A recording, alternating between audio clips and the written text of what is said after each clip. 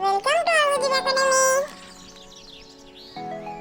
রামগুরুরের ছানা রামগুরুরের ছানা হাসতে তাদের মানা হাসির কথা শুনলে বলে হাসবো না না না না সদাই মরে ত্রাসে ওই বুঝি কেউ হাসে এক চোখে তাই মিটি মিটিয়ে তাকায় আশেপাশে।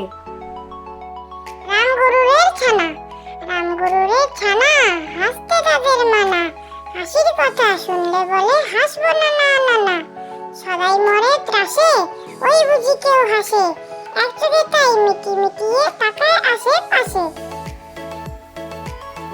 আমাদের ছোট নদী চলে বাঁকে বাঁকে বৈশাখ মাসে তার হাঁটু জল থাকে পার হয়ে যায় গরু পার হয় গাড়ি দুই ধার উঁচু তার ঢালু তার পাড়ি চিকচিক করে বলি কোথা নেই কাদা এক ধারে কাশ বন ফুলে ফুলে সাদা কিচিমিচি করে সেটা শালিকের ঝাঁক রাতে ওঠে থেকে থেকে শেয়ালের হাঁক।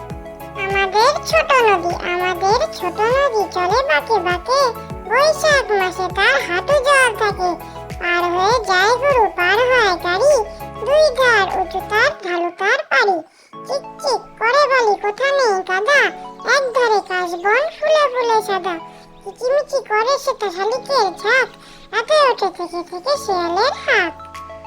ঝিনেদার জমিদার কালাচাঁদ রায়রা সে বছর পুষেছিল এক পাল পায়রা বড়বাবু খাটিয়াতে বসে বসে পান খায় পায়রা রাঙিনা জুড়ে খুঁটে খুঁটে ধান খায় হাঁসগুলো চলে চলে আঁকা পাকা রকমে পায়রা জমায় সবা বাগ বাগ বাকুমে।